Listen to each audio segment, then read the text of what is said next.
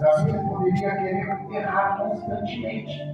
E neste erro de constantemente ser um homem muito falho na presença do Senhor, e aquilo que Deus escreveu, que ele é um homem segundo o seu coração, e Deus coloca Davi no trono, Deus enche Davi de glória, de honra, Deus coloca ele no lugar mais alto sobre Israel. Tudo aquilo caia por terra, tudo aquilo, glória a Deus, aleluia, não teria sentido algum. Então Deus, ele pega e fala, o profeta fala para Davi, porque se humilhaste, glória a Deus, aleluia, Deus comprará a tua vida, mas a espada, ela não se apartará. Ou seja, o seu pecado, Davi, vai ter consequência. A misericórdia, ela vai se renovar sobre a tua vida. Deus, ele vai agir de misericórdia para contigo, só que há uma consequência. Então, o fruto do pecado morrerá, a espada não se apartará. E aí nós conhecemos a história, não precisamos falar aqui o que aconteceu, de toda a tragédia, que se estabeleceu dentro do palácio, a ponto, glória a Deus, aleluia, de ser algo muito sério, Se nós olharmos a história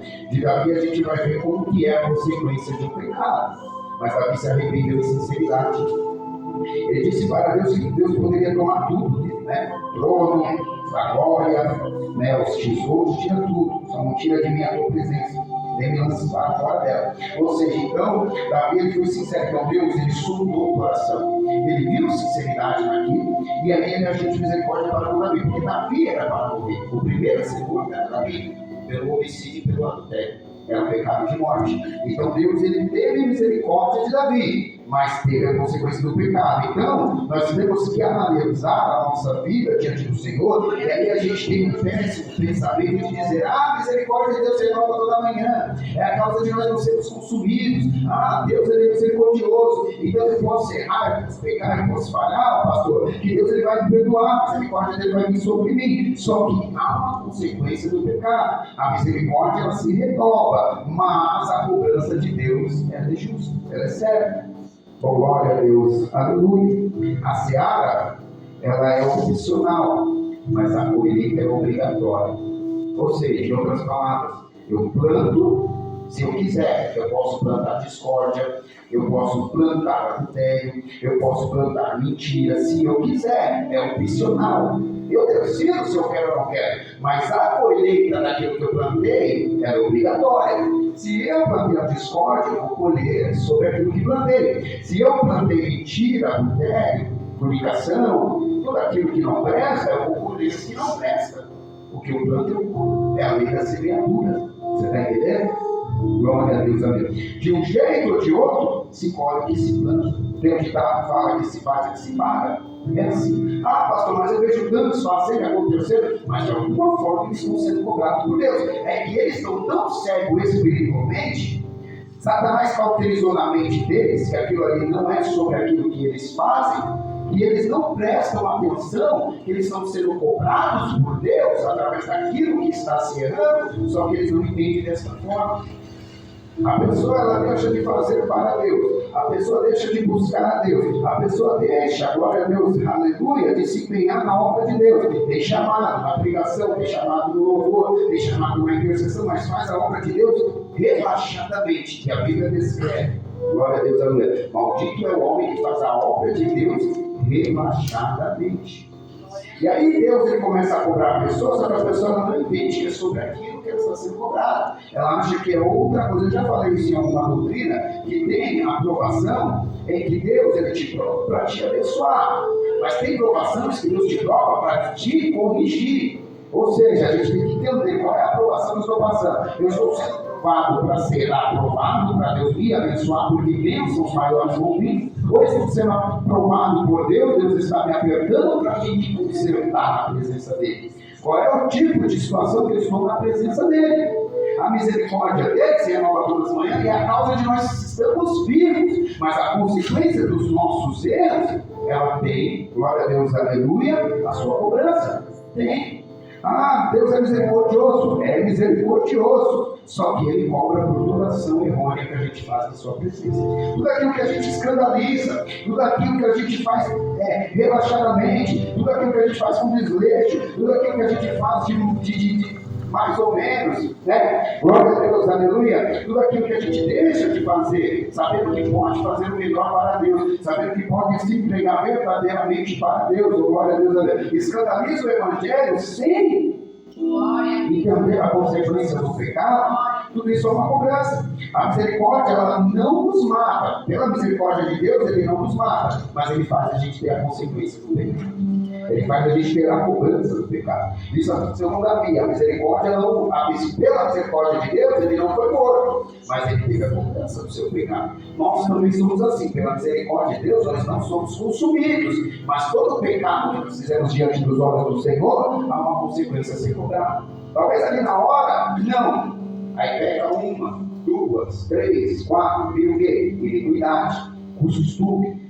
Eu sempre fiz dessa forma e nunca aconteceu nada. Só que se a gente for parar a longo prazo, não a curto prazo, a longo prazo, a nossa vida espiritual ela vai decaindo. A gente já não tem mais uma vida em oração. A gente já não tem mais uma vida em jejum. A gente já não tem mais uma vida em santificação. Cada erro que nós cometemos na presença do Senhor é um pouquinho das nossas forças que é resvoltada. E ali nós estamos numa barrinha de 100%. Daqui a pouco 95%. 90, 85, 80, 75, 70, 65, 60, 55, 50, vai diminuindo. Por quê? Porque pela consequência do nosso pecado, a gente vai se esfriando na presença do Senhor. E quantos hoje a gente vê que outrora é uma bênção? Eu estava até aqui nessa tribuna, qualquer outra tribuna, pregando a palavra do Senhor com autoridade, com poder, sendo usado nos dons do Espírito Santo, revelando, profetizando, aquela bênção, sendo uma explosão na presença do Senhor. Hoje já não se encontra mais, nem na casa e nem fora da casa. Por quê? Porque tem uns que estão na casa, mas não vem aos cultos, não tem força para cultuar, não tem força para congregar, já não prega mais, já não canta mais. Outros nem na igreja já mais aparecem, já se lançaram ao mundo. Por quê? Porque se acostumaram com o pecado, e pela misericórdia de Deus não os consumiu. Então ele se acostumou com aquilo, se acostumando com aquilo, se esfriou na presença do Senhor. Nós temos que tomar cuidado, porque Deus, Ele é misericordioso, para com as nossas vidas, mas as nossas ações diante deles há uma consequência.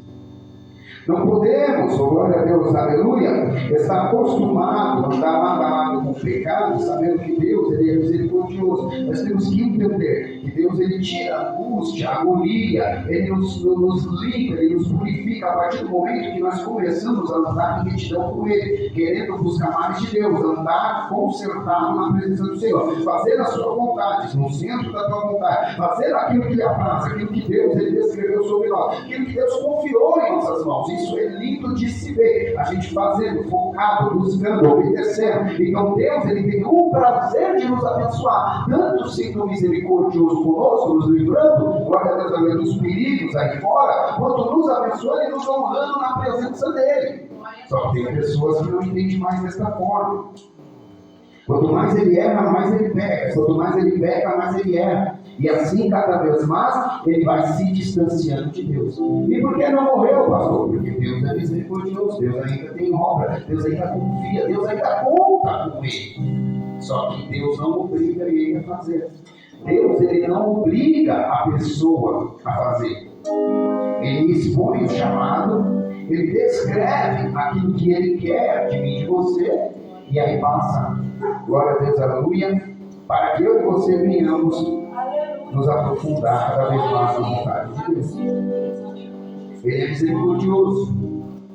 Só que um perigo muito grande na vida de um cristão é Deus, ele tratando sempre, sendo misericordioso conosco, e aí nós não enfrentamos, a morte, ou sendo consumido por Deus, e aí a gente leva uma vida cristã de qualquer maneira. Deus é misericordioso, é igual aquele termo que o pessoal fala, Deus é amor, Deus é bom, a sua misericórdia dura para sempre, se renova a cada manhã. Nós temos estes atributos de palavra fixada na nossa mente e guardada na tábua do coração. A gente só guarda essa parte, só a parte A do versículo. Deus é bom, Deus é misericordioso, Deus é amor, é só isso que a gente grava. Agora que Deus é justiça, é fogo consumidor, que a sua ira se acende, que Deus ele compra, que Deus ele castiga o filho que ele ama. Essa parte aí a gente não quer guardar. Essa parte a gente quer esquecer. Só que essa parte ela é fundamental. Ela é mais importante do que as outras partes. Que Deus é amor, que Deus ele é bom, que Deus é misericordioso, é lindo de saber. Mas que Deus é justiça, que Deus é fogo consumidor, que Deus ele cobra, ele castiga o filho que ama. Isso é importante para mim você saber. Para que nós venhamos viver uma vida no cristianismo mais apegada com Deus e menos apegada com o mundo. Para que nós venhamos estar mais focados com Deus e menos focados com o mundo. Você está entendendo? Ele é misericordioso, misericórdia se renova todas as manhãs, é a causa de eu e você não sermos consumidos pela essência pecaminosa que nós temos. Mas isso não nos dá o direito de pecar e errar sempre, não nos dá o direito de falhar sempre, não nos dá. Por Deus ser misericordioso, a gente não pode querer achar que nós podemos cometer o pecado que nós queremos e está tudo certo. Não, a gente não pode. Que Deus é misericordioso, Ele guarda a nossa vida, Ele guarda a nossa entrada, a nossa saída. O salmista Davi disse: ainda que eu passasse pelo vale das sombras da morte, não teria mal, porque Tu está comigo. Ou seja, a misericórdia de Deus, ela me garante que Deus está comigo e que Deus guarda a minha vida. Mas não me garante ser um pecador costumeiro e está tudo certo. Glória a Deus, nós temos que buscar a santificação. Sem ela não devemos a Deus. Nós temos que estar em retidão. Nós temos que estar enquadrado na perfeita, na boa vontade de Deus. Nós temos que fazer aquilo que Deus Ele confiou nas nossas mãos. É a misericórdia. Mas a misericórdia do Senhor é de eternidade a eternidade. Ela não tem fim. Ela não tem fim. É de eternidade a eternidade. Então a misericórdia dele não tem fim. Não tem fim. É de eternidade a eternidade. Glória a Deus e aleluia. Sobre aqueles que o temem. Sobre aqueles que o temem. E a sua justiça sobre os filhos dos filhos. Salmo 103, 17. Com base nisso, o profeta Jeremias descreve a infinita misericórdia do Senhor, dizendo: as misericórdias do Senhor são a causa de nós não sermos consumidos. Porque as suas misericórdias não têm fim. Novas são cada manhã. Grande é a tua fidelidade. Lamentações 3, 22 e 23. Então, as misericórdias do Senhor são a causa de nós não sermos consumidas, porque as suas misericórdias não têm fim. O adversário nos acusa todo dia. Ele acusou Jó, sem Jó ter pecado, dizendo que Jó era assim porque Deus abençoava e cercava eles de bem. Ele foi até o céu, pediu uma oportunidade para tocar na vida de Jó. E Deus não permitiu que ele tocasse na alma, que não matasse. Poderia tocar os seus bens, os seus filhos, poderia tocar na sua saúde, mas na alma é minha.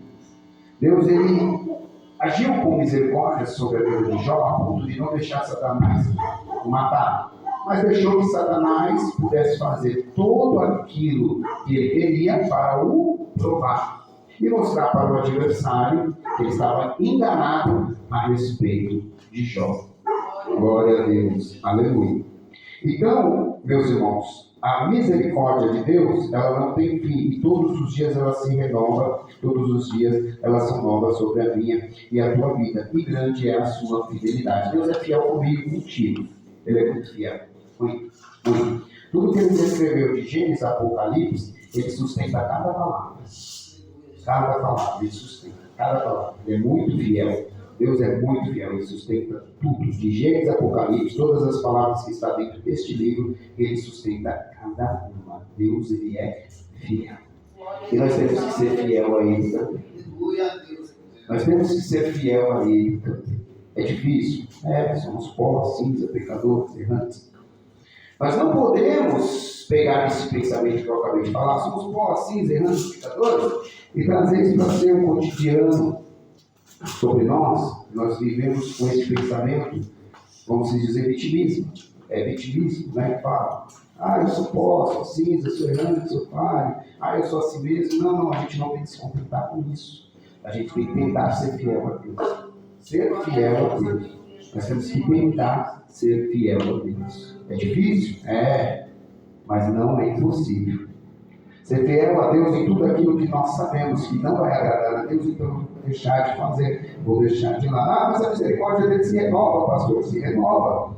Mas nós não podemos ser uma pessoa pecaminosa só porque a misericórdia dele se renova cada manhã. Só porque ela se faz nova todos os dias. Nós não podemos. Deus ele é fiel e quer que seu povo seja fiel a ele também.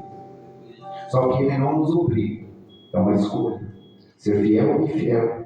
Basta eu e você querer. Como que nós vamos estar na presença do Senhor? Tem muito cristão que é infiel na presença de Deus. Parece que não acontece nada. Parece. Mas uma hora a conta chega. Pode ser aqui? Pode. Pode ser no grande dia? Pode. Você está entendendo? Porque muitos que pregam, loucam, faz e acontece. Naquele grande dia Deus vai falar assim: eu não te conheço. Apartai de mim.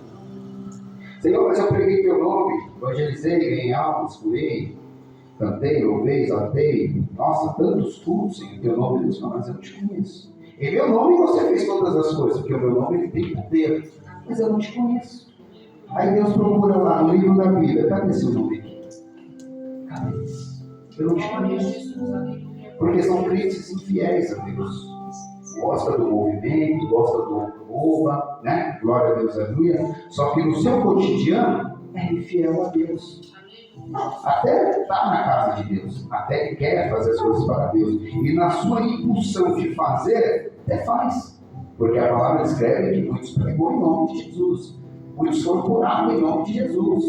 Muitos foram ganhos em nome de Jesus. Porque essa palavra que eu vos prego, ela tem o poder de salvar vocês que estão ouvindo em obedecer. E se eu estiver infiel com Deus, ela não me salva por causa da minha infidelidade. Você está entendendo? Eu estou pregando aqui. Tem alguém aqui no nosso meio, vamos dizer assim, alguém entrou por aquela porta, está cansado da vida que leva. Então ele vai entrar para ouvir. Eu prego uma palavra aqui, essa palavra trabalha no coração dele, ele se arrepende, se converte, pode ser salvo. Mas e se eu estiver infiel na presença do Senhor? Se eu estiver totalmente pecador na presença de Deus, fazer tudo que é errado, mas eu peguei a palavra salvou quem ouviu, mas pode condenar quem pregou. É um perigo. Não é porque nós estamos sendo usados por Deus que nós somos fiéis a Deus. Não é porque nós somos sendo usados por Deus que nós estamos andando certinho com Deus. As nossas atitudes nos condenam. Não é palavra que condena, a atitude condena. Você está entendendo? Da boca sai o que o coração está cheio. Então, o que eu falo, muitas das vezes, são as atitudes em que eu me coloco.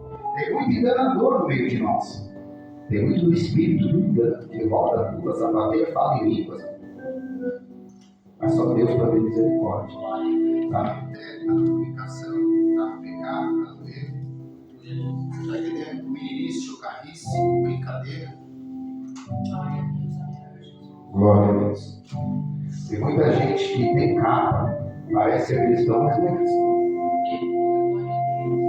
É por isso que nós temos que buscar o discernimento de espírito. Você está entendendo? O discernimento de espírito, ele é essencial na vida do cristão. Você está entendendo?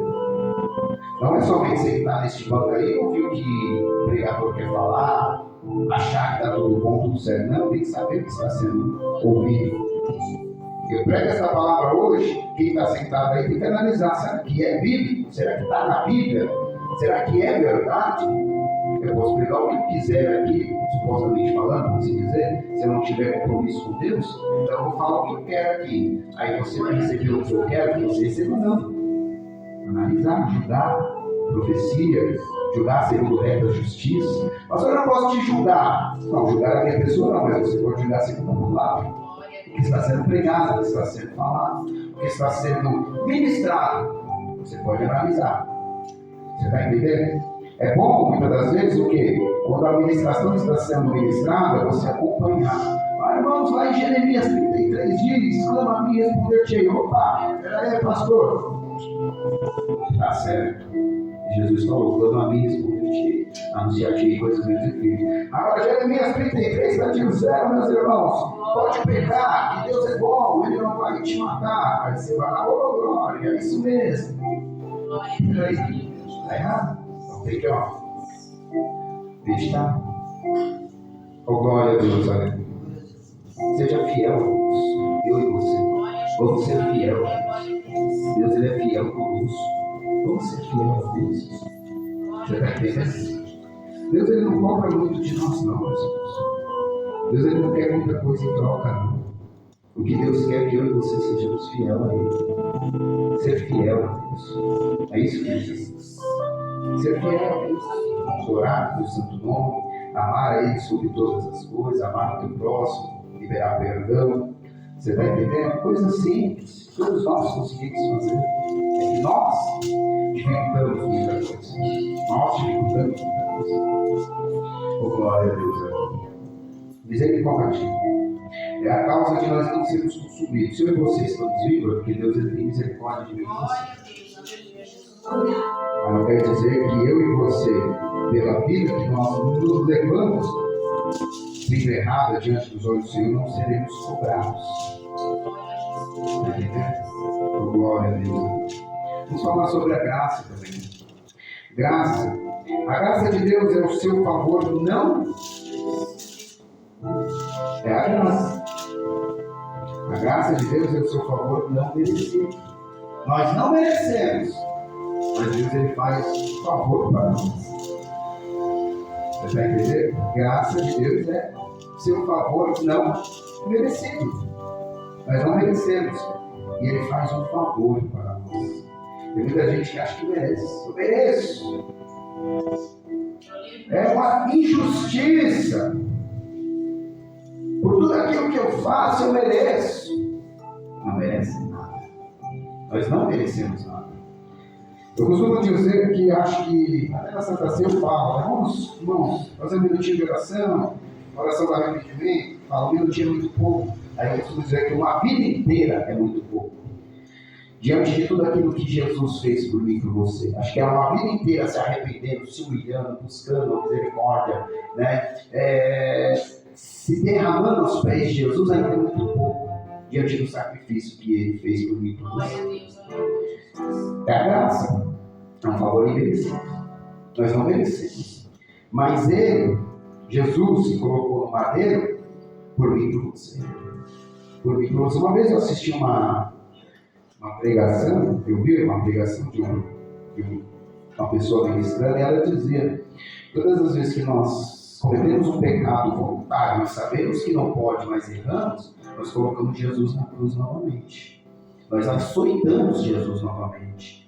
Nós humilhamos Jesus novamente. Porque nós conhecemos a palavra, sabemos que Ele se colocou na cruz, foi humilhado, pisado, torturado, chicoteado, foi rasgado.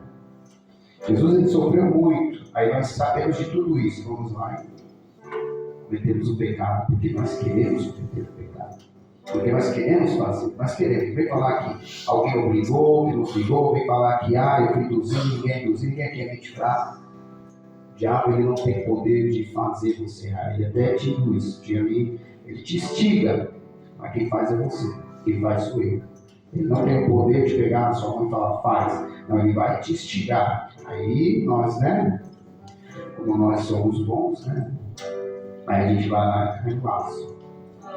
Você está entendendo?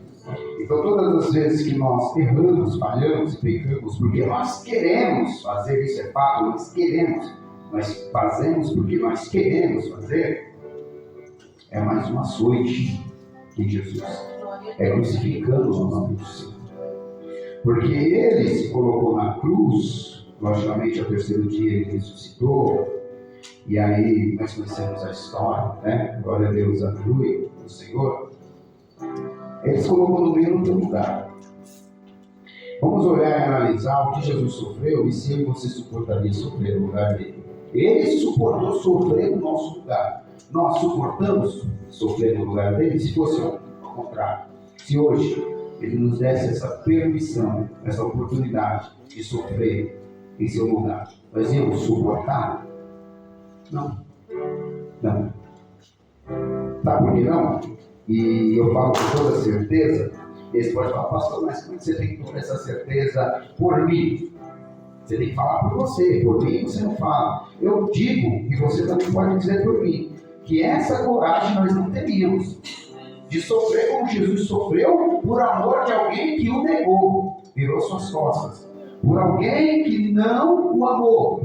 Jesus amou o mundo, mas o mundo não o amou e até hoje não o ama. Você está entendendo? Aqueles que estavam à sua volta foram os primeiros a virar as costas para ele. Aqueles que diziam mestre foram os primeiros a fugir. O único que ficou perto da cruz foi João. Pedro negou, teve medo, se escondeu. Os discípulos se esconderam. Muitos que estavam à volta de Jesus e viram o seu milagre, viram que ele curava, foram os primeiros a pegar a sua vista de milagre e o acusar, dizendo: não foi este que abriu os olhos do cego? Por que não salva a ti mesmo? Você está entendendo? Será que eu e você teríamos coragem de nos colocar na cruz por alguém que lá embaixo ia começar a blasfemar contra nós? Não. Porque na primeira oportunidade, nós viramos as costas do nosso irmão. Na primeira oportunidade, nós viramos a cara do nosso irmão. Na primeira oportunidade, nós traímos o nosso irmão. Na primeira oportunidade da gente falhar com a nossa palavra, nós falhamos com o nosso irmão. Pastor, conta comigo. É ruim, viu? Eu conto com Jesus. Logicamente que eu quero confiar nos meus irmãos. Eu preciso confiar nos meus irmãos. Mas muitas das vezes a gente quer. Você está entendendo? E eu tenho certeza que os meus irmãos querem confiar em mim, como pastor. E muitas das vezes vem para cá. Eu não supro a necessidade que os meus irmãos esperam. Eu não coloco a expectativa que os meus irmãos esperam de mim 100%, porque eu sou ser humano. Sou super-herói, não. Não sou super crente, não. Eu tenho os meus momentos de ira. Eu tenho os meus momentos de falha. Tenho. E por isso que eu estou aqui aprendendo com os meus irmãos. E eu também gostaria que os meus irmãos aprendessem comigo. E é um aprendendo com o outro. Você está entendendo? Eu aprendo muito com os meus irmãos. Eu não sou melhor do que ninguém aqui. Eu estou acima de ninguém. Espiritualmente falando, estou à frente por conta do trabalho. Mas eu não estou acima de ninguém. Eu não sou melhor do que ninguém. Você está entendendo? E nem quero. E nem quero. Mas pela posição eclesiástica, pela posição espiritual que Deus me confiou, eu preciso muitas das vezes tomar certos tipos de atitude. E isso traz, às vezes, tristeza ao coração do irmão que não entende. Traz chateação ao coração da irmã que não entende. Você está entendendo? Mas eu não tenho coragem de fazer o que Jesus fez. Será que você tem coragem de fazer o que Jesus fez? É a graça, é o favor imerecido. É um favor que nós não merecemos, mas Jesus nos deu. Nós não merecemos, mas Ele nos deu esse favor. Ele se colocou nesse favor. Ele quis, Ele não foi obrigado. Pai, envia a mim. Se despiu de toda a sua glória, não foi só do trono, de toda. Até na terra, quando ele passava, veio o jovem e falou: ô mestre, ele falou: como não sou eu, como só existe um Deus, se despiu da glória. Você está entendendo? Quando queriam exaltar Jesus, Jesus ia lá e opa, vem exaltar ele aqui não. Exalte a Deus. Glorifique o Pai. É o Pai. Eu faço o que o Pai determinou.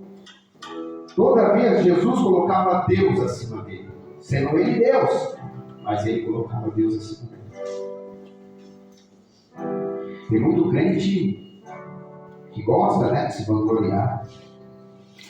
Gosta de querer ser Deus na terra. Jesus não quis ser Deus na terra, mas tem gente que quer ser Deus na terra. Nós não merecemos a graça, é um favor imerecido que Jesus nos concedeu. A graça de Deus é o seu favor não merecido, contrário ao merecimento. É contrário ao merecimento, entendeu? Então não merecemos. Mediante o qual a penalidade merecida e consequente é suspensa e todas as bênçãos positivas são concedidas ao crente arrependido. Tem que ter arrependimento para ser abençoado a Deus. Não é uma vida de qualquer maneira, uma vida torta, uma vida errônea, você vai ser abençoado por Deus. Ah, pastor, mas está dando tudo certo na minha vida. Se você pensa assim, bem, continua na prática. Uma hora a conta chega, sempre a conta chega. Não passa desapercebido, não, uma hora chega. Ah, mas está dando tudo bom, está dando tudo certo, aí você vai continuar naquilo e continua. Uma hora, quando Deus puxar a corda, vai ser de uma vez. E aí? Eu prefiro que tudo dê certo na minha vida, mas uma vida em santidade de Deus. Logicamente que o diabo vai se levantar, logicamente que as coisas vão começar a se apertar, se apertar. Daqui a ali o negócio vai ser estreito. E através desses sinais, eu estou entendendo que eu estou agradando a Deus. Melhor. Glória a Deus, aleluia. A graça de Deus a seu favor não merecido, contrário ao merecimento, mediante a qual a penalidade merecida e consequente é suspensa. E todas as bênçãos positivas são concedidas ao crente arrependido. Arrependido. Oh, glória a Deus. Aleluia. O salmista Davi descreveu tão bem a plenitude da graça de Deus, dizendo: mas tu, Senhor, és um Deus cheio de compaixão e piedoso e sofredor, e grande em benignidade e em verdade. Está em Salmos 86, 15. O apóstolo Paulo também escreveu sobre a extensão da graça de Deus, dizendo: porque a graça de Deus se há manifesto, trazendo salvação a todos os homens. Glória a Deus. Acho que é Timóteo 2:11. Glória a Deus. Está um TP aqui, então acho que é Timóteo. Glória a Deus, aleluia. Porque a graça de Deus se há manifesto, trazendo salvação a todos os homens. A graça de Deus foi manifesta para trazer salvação a todos os homens, ou seja, um favor imerecido. Nós não merecemos a salvação, mas pela graça, pelo favor de Cristo, que é imerecido, Ele nos concede a salvação pela graça. Você está entendendo? Glória a Deus, aleluia. Não é porque, pelo que faz, não é pelo que executa, não é achar que porque eu estou fazendo isso, eu mereço. Nós não merecemos nada, é um favor imerecido. A salvação é pela graça, um favor imerecido. Podemos perder ela pelas consequências dos nossos atos? Sim, podemos ser condenados.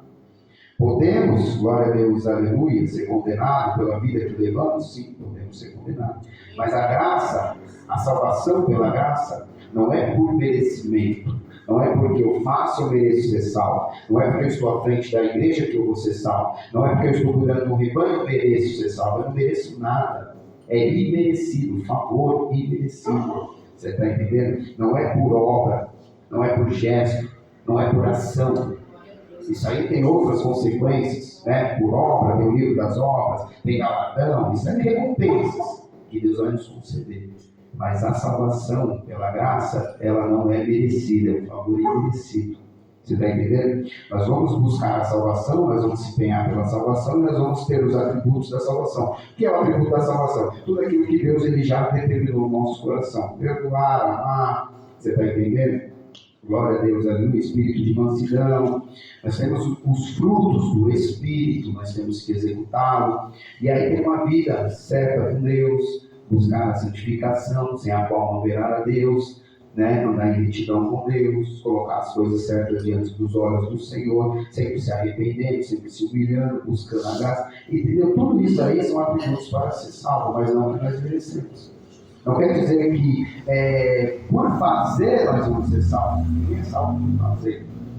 Senão, uma pessoa que vive a vida inteira na frente de um trabalho, ela merece ser salva. Na frente de um trabalho a vida inteira, ela merece ser salva. Mas aí está a vida inteira à frente de um trabalho.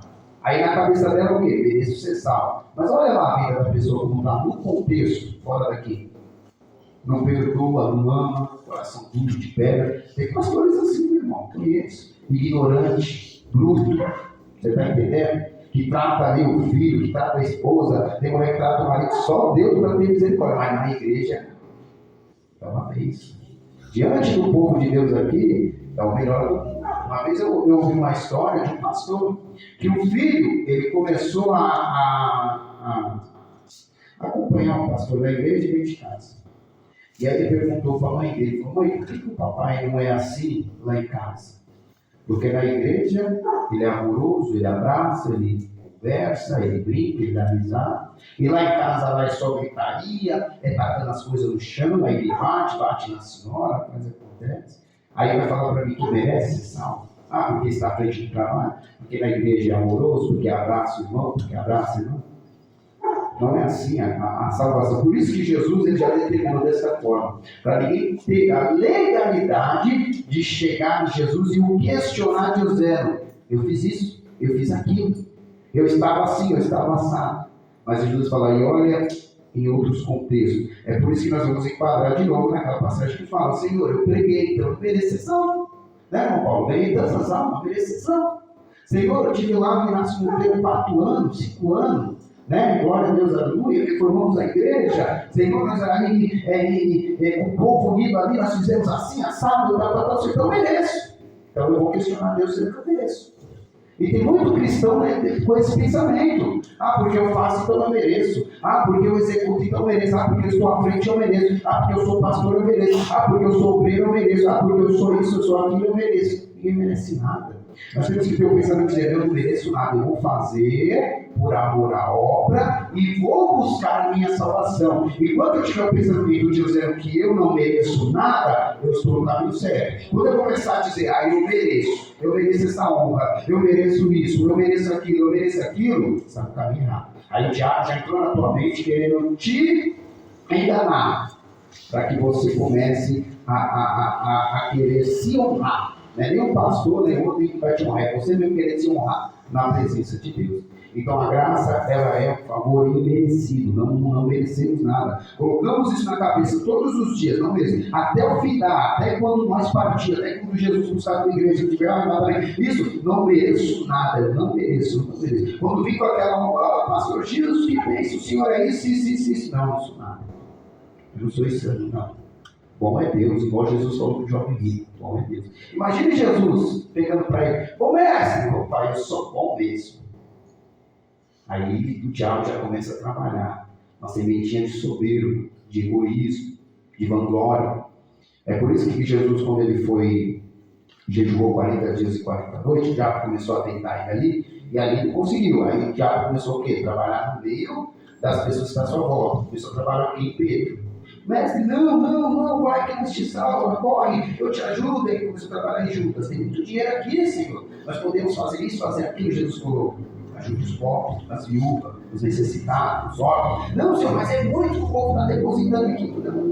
Vamos alimentar o povo.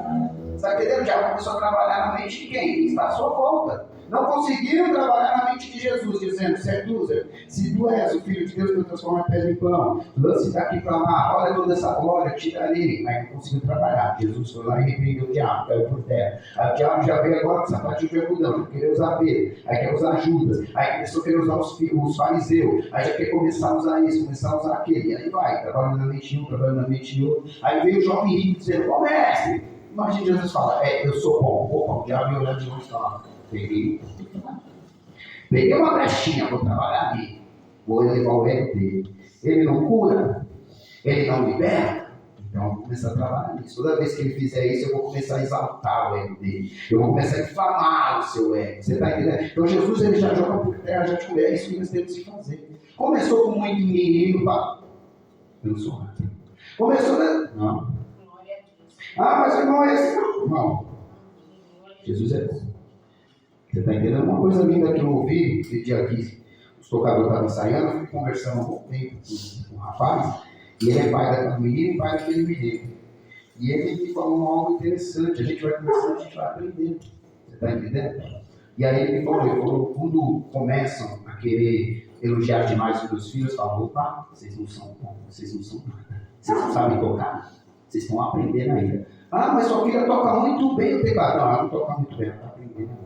Por quê? Porque o cara já está preparando a filha, forjando o caráter dela para ela não se inchar, para ela não se subverter. Você está entendendo? Para ela não achar que ela é tal. Porque quando a gente acha que nós somos o tal, aí é o perigo, aí vem a queda. Aí é muito fácil para a gente, você está entendendo? Então nós não merecemos nada, nós não somos nada, nós somos pó e cinza, nós somos pequenos demais. Você está entendendo? Como aquele hino fala: sou pequeno demais. Você está entendendo? Nós somos pequenos. Nós somos diante do Senhor, nós somos nada. É João Batista dizendo: que diminua eu. João Batista era profeta, batizava o povo. Ele batia de frente com o rei.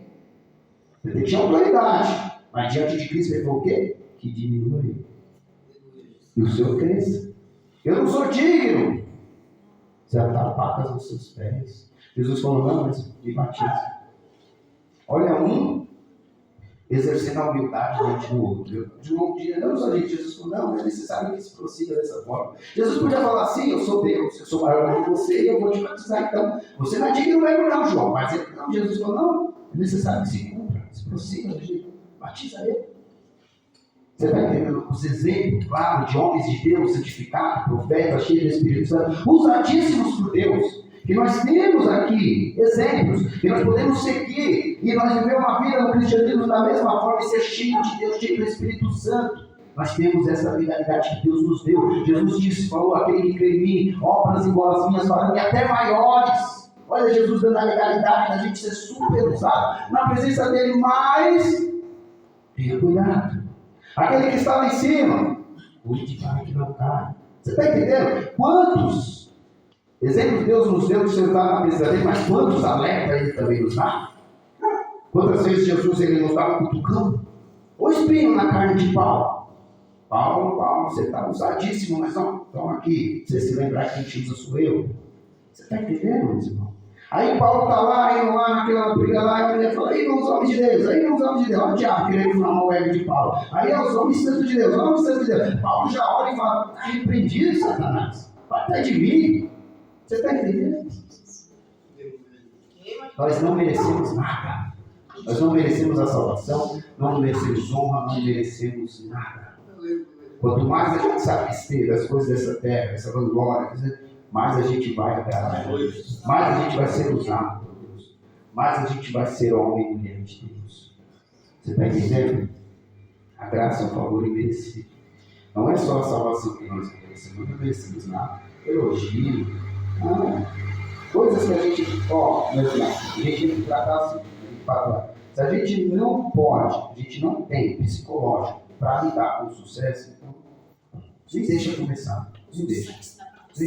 O sucesso ele é terrível na vida do cristão. Quantos aí? Estrela gospel, né? Tem até um negócio de dias aí, eu fiquei abismado. Né? Como é que fala? É um prêmio, é um troféu imprensa. Né?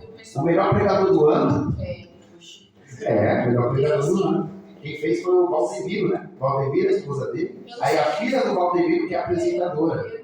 Ela até humilhou o Yudi na frente de todo mundo. Porque o Yudi cobrou oração, não tinha oração, não, pô. Ô irmão, nós começamos errado aqui, nós devemos começar com oração. Aí quando a mulher pegou o microfone e foi repreender. Você está entendendo? Deus querendo uma coisa certa, mesmo, né? E é só da elite, não tem ali os pequenos não. É só a gente ter dinheiro. Melhor pregador do ano, revelação do ano. Pregador revelação. Cantor gospel, revelação. Melhor pastor do ano. Exatamente como foi, porque os vídeos que a gente vê teve algo semelhante a isso, sim. Foi iniciadores aí. É o ministério dos fariseus. Você está entendendo? É as pessoas querendo ser mais do que Deus na terra. As pessoas achando que é alguma coisa.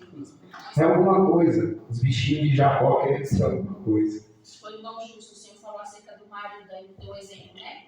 Do marido que em casa era uma coisa, era outra. Eu tenho uma sobrinha.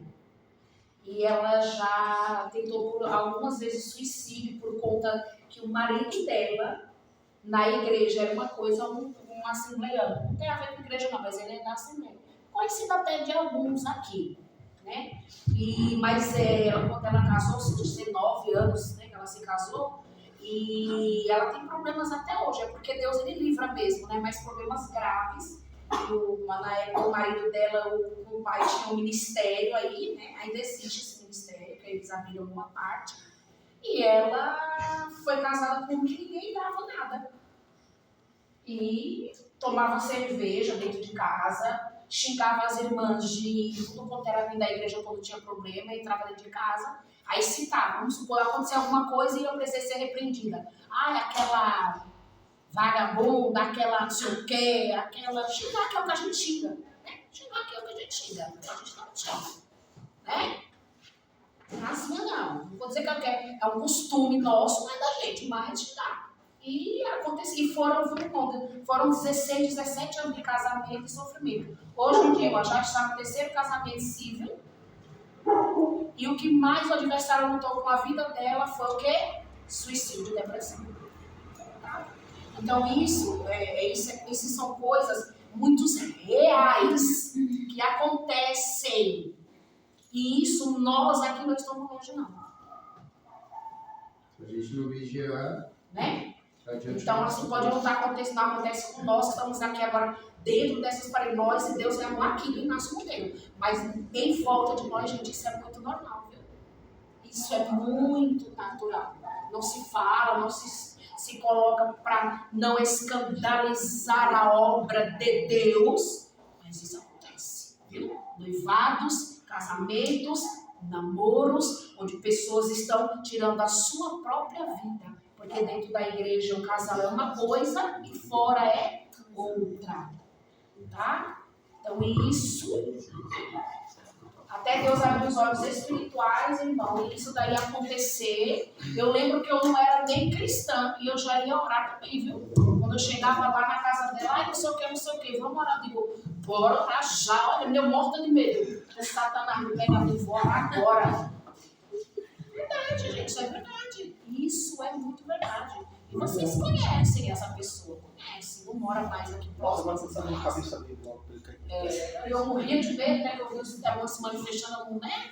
Eu digo, o que é? Vai lá na casa tomar um cafezinho, vamos orar que ela tá oprimida. Eu digo, agora. Menino, que ia pra ela. Isso é muito, gente, isso é muito. Vocês não podem viver na casinha gospel, naquele ali, achando que vocês são santos, que nós somos, e que, ó, paro por aqui. E tem muita gente que tá? Porque eu sou polêmica mesmo. Orem para casar, gente. Orem para casar. Temos que estar bem psicologicamente, estar bem. Tem muita gente aí que tem que estar bem psicologicamente. É por isso, ó, Deus ele sempre vai nos dar exemplo. Segue a vida. Pronto. Quer um melhor manual? Segue a vida. Esses dias um pastor ele se suicidou da Universal e o Edir Macedo fez um vídeo lá dizendo que estava nem aí. Estou nem aí. Você quer que eu chore? Não vou chorar por ninguém não. Se matou por ter 15. Então tem muito líder que está nem ligando. Está nem ligando para a sua vida. Entendeu? Está nem se importando. Você está entendendo? É muito. As pessoas idolatram muito o ser humano, você não está nem aí. Entendeu? Ele falou, eu olhei o vídeo e falei, estou nem aí, se matou porque quis, quer que faça o quê? Que eu chore? Chore aqui pelos meus filhos, se meus filhos morrerem, que não sei o que é a vida. Acontece, foi fraco, não sei o que. E a cidade dentro das igrejas. Misericórdia. Então, o segredo é orar. Amém? O segredo é orar. Ore, tenha uma vida em oração com Deus, sempre buscando a direção do Espírito. É um amigo verdadeiro, sincero, fiel, que não te abandona, não te trai. Jesus Cristo. Converse com Ele, fale com Ele, tudo que você precisa, expõe para Ele, sua necessidade, converse com Ele. É que nós contamos a nossa vida para tantas pessoas e esquecemos de falar com Jesus. Você está entendendo? Então converse com Jesus. Então, irmãos, coloque isso no coração. A misericórdia de Deus, ela se renova todos os dias, mas não nos dá a legalidade de estar no pecado todos os dias. Você está entendendo? Então, aplica isso no coração. A misericórdia de Deus se renova todos os dias e a causa de nós não sermos consumidos. Mas não nos dá a legalidade para andar no pecado. Não é porque Deus tem misericórdia de não nos matar que eu tenho, entendeu, a legalidade de andar em pecado com Ele. Não, a consequência é isso. E a graça de Deus é um favor imerecido. Eu não mereço nada. Eu coloco isso aí também no coração. Eu não mereço nada. Eu não mereço. Porque o diabo ele é astuto para inflamar o ego do ser humano.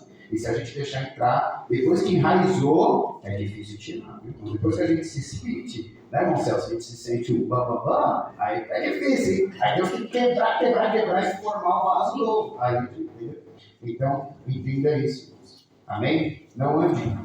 Tenha a convicção que Deus é misericordioso na sua vida, mas não te legaliza a ser pecador constantemente. E a graça é um favor imerecido, nós não merecemos nada, nem a salvação e nem as bênçãos de Deus sobre a nossa vida. Nós não merecemos. Se Ele quer abençoar, Ele abençoa. Se Ele quiser abençoar, Ele não abençoa. Se Ele quiser fazer, Ele faz. Se Ele não quiser, Ele não faz. Ele é Deus.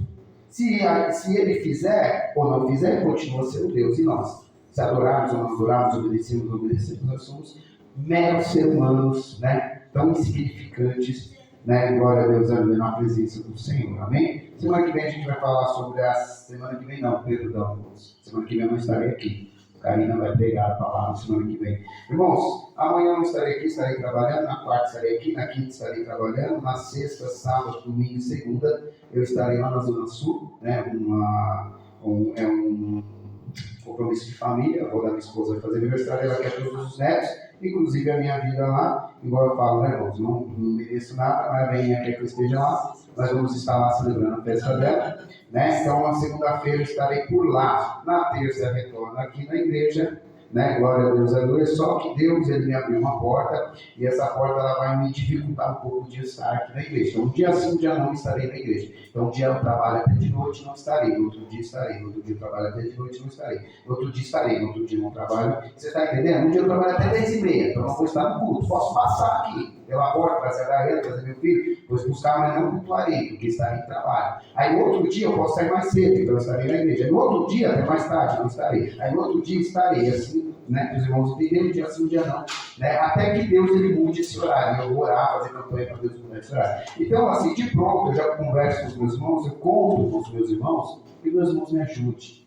No momento que eu não estiver aqui, irmãos, faça aquilo que Deus, né, quer que nós fazemos, faça com excelência, né, não só na frente do pastor, porque a falta de ética espiritual é isso. Na frente do pastor faz, pelas costas do pastor não faz. Na frente do pastor, mostra que é empenhado, interessado, faz e acontece. Quando o pastor não faz, ou quando o pastor não dá, é aquela coisa relaxada. Então, na frente do pastor, ou pelas costas do pastor, faça com excelência, com verdade, faça o seu melhor, porque não está fazendo para mim, está fazendo para Deus. E eu tenho acompanhado isso, viu, irmãos? Quando eu estou na igreja, eu vejo alguns, não estou dizendo todos, mas alguns faz, acontece, aquilo, pá. Quando eu não estou, irmãos, é só pela misericórdia. E não adianta falar que é minha esposa que me conta, porque minha esposa muitas vezes nem no culto está, é por outros meios que eu fico sabendo. Amém? Mas Jesus é bom e Ele está vendo tudo. Naquele grande dia nós seremos cobrados por todas as obras que cometemos fora da igreja e mesmo dentro da igreja, amém? Aquilo que nós fazemos na frente do pastor e portanto o pastor fazemos totalmente diferente. Jesus está computando tudo, anotando tudo, então tenha cuidado,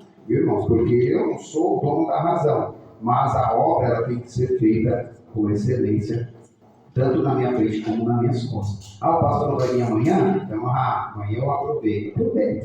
Eu não estou aqui, mas o Senhor está. Quinta-feira ele não vai vir, então eu vou aproveitar. Aproveita bastante. Vai aproveitar. E quando o carro vem tornar, né? Amém, né? Glória a Deus. Coloque de pé, vamos orar? Vamos orar, irmãos. Quem que eu sou? Voto, sou fé, se quiser já depositar ali na urna ali, fica à vontade.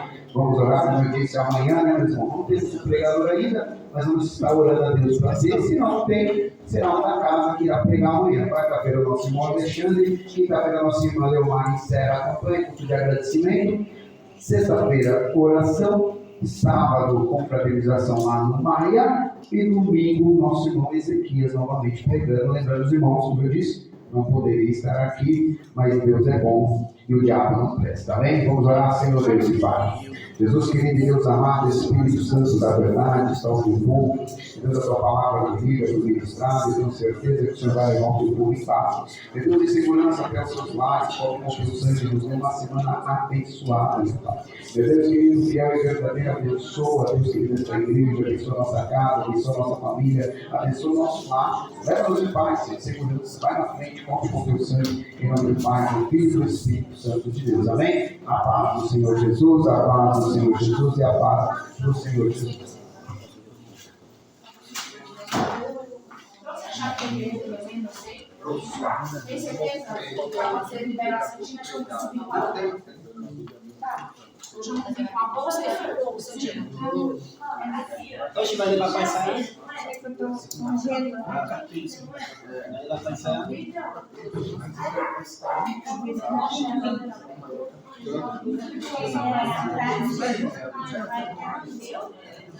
Quando eu tô em casa, isso eu não sei.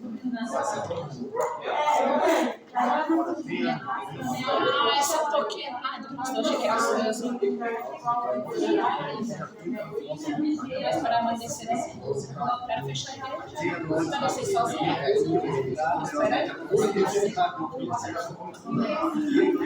Ninguém me ouviu o que você falou.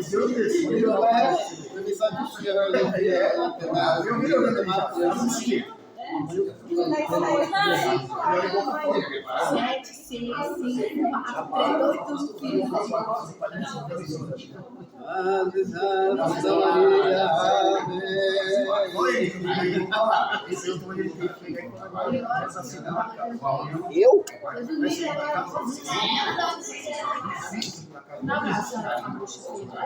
Tomar esse banho foi? Às vezes. Eu vou tomar banho agora para lavar. Não tem não? Agora na segunda casa será maior que a Ô, Francisco. Você já sabe? Você já sabe?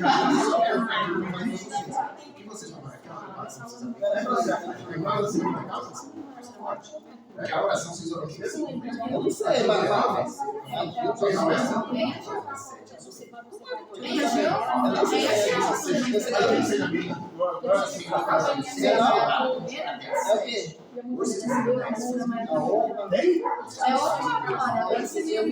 você me confundiu também. Tá parecendo aqui. O espírito da confusão, onde está? Não, agora você me fez lembrar de tal coisa.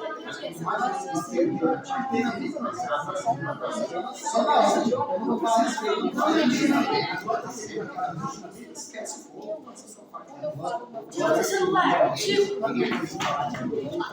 Tira.